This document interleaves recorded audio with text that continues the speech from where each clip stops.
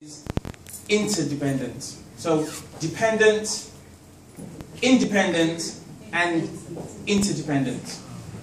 Now we have two charities we're speaking about here tonight. GOSH, which is Great Ormond Street Hospital, and the second one is the Mantle of Mordecai. Now the reason why I brought Robert up, and I've used these three words, is because I want to actually explain what goes on.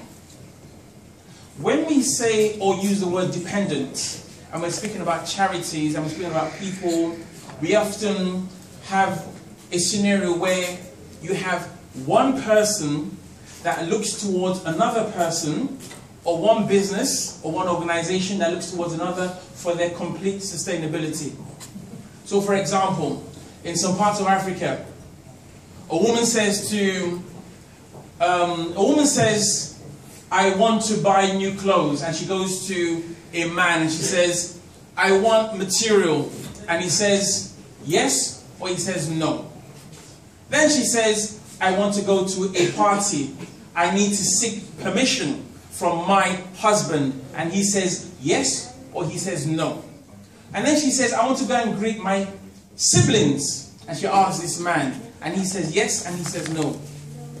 Almost like somebody that receives a gyro that sings about Power Woman, or we get Karen White, Superwoman, and it goes on, and it really celebrates the independence of a woman, as in, I'm not going to wait for that man no more, I'm not going to this, I'm not going to that, I'm not going to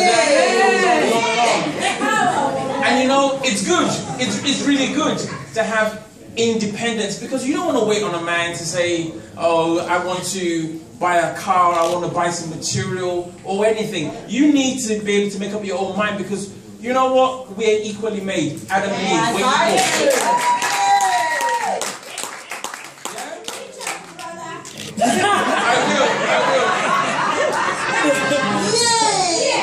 And you know what? There's a third stage, and I call it interdependence. And that's the stage that says, hey honey. and then she says, yeah. And then you say, I bought you these gifts. And then she's like, and then when it's 10 p.m, you put on that music. Tonight's night. You know? And everything follows suit. And that's the way it's meant to be. But it's not always that way. You know? Now, in England, we have Robert. And Robert comes and he says he's done 4 heart surgeries. Robert, who paid? Robert said the government paid. Now, if Adebola Salako was here now, Mantle of Mordecai, and I said to her, who is paying for these children? Do you know what she would say? Does anyone know what they would say to me in any part of Africa? They would say to me, it's by prayer and fasting,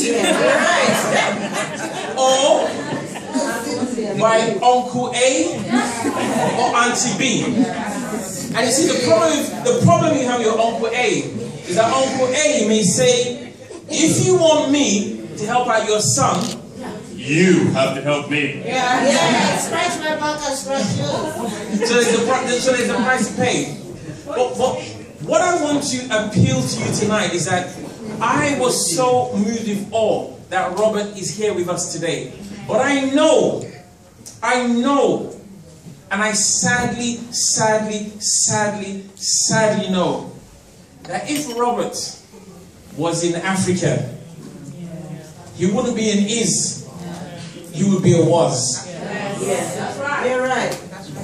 So, without any further ado, I want to appeal to your interdependence.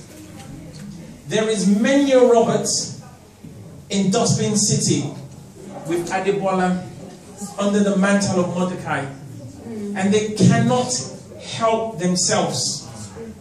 But what can happen is that somebody here, or a business here, or just one person here could go the extra mile to say, you know what, I'm going to give just 10 more pounds. And someone else is going to say, I'm going to go just 50 more pounds. Another person is going to say, just 100 more pounds. And someone else is going to say, just another 500 more pounds. I don't know where Dawn has gone, the lady that was sitting there. But I remember that when myself and my wife started Women for Africa, and we put in so much money, we still had a huge deficit. And Dawn, that was sitting there, said to me, she said, Sam, I'm just about to buy some earrings. And because you've called me, I'm going to give Women for Africa the money for those earrings. Send me your account. And I thought, fantastic. And she called, and I put down the phone. She said, send it to me. And I put down the phone and I wrote it down in my book. I thought, right, because I was writing people that were going to support us. And after about 15 minutes, she rang me and said, I'm waiting for your account details. And I thought, oh, I thought she meant write it down and send it before the end of the day. And I sent her the details. That was 4 years ago. And she sent the earring money, £400. Wow. And that's such a phenomenal way to celebrate the diamonds of Africa, our women. Now tonight, I'm practically asking you the same thing, but for a different stance. If we want to see more Roberts, I need us to... It's not a command, it's not by force, but I think it's by grace. If you can, please help Adebola and those children in the Mantle of Mordecai by giving. There are going to be some baskets that will come around soon.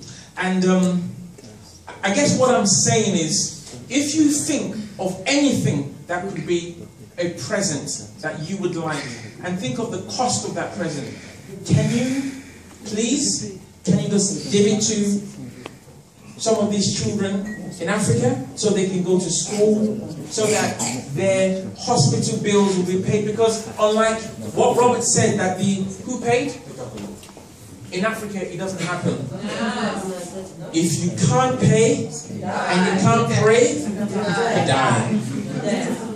You know, so please don't take it lightly.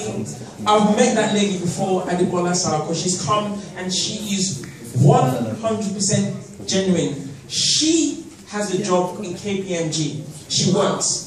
So she doesn't need that money, but she gives from her salary towards it. So please, I'm using Robert as a point of contact that tonight, if possible, I'd like us to be a bit interdependent. And by saying that,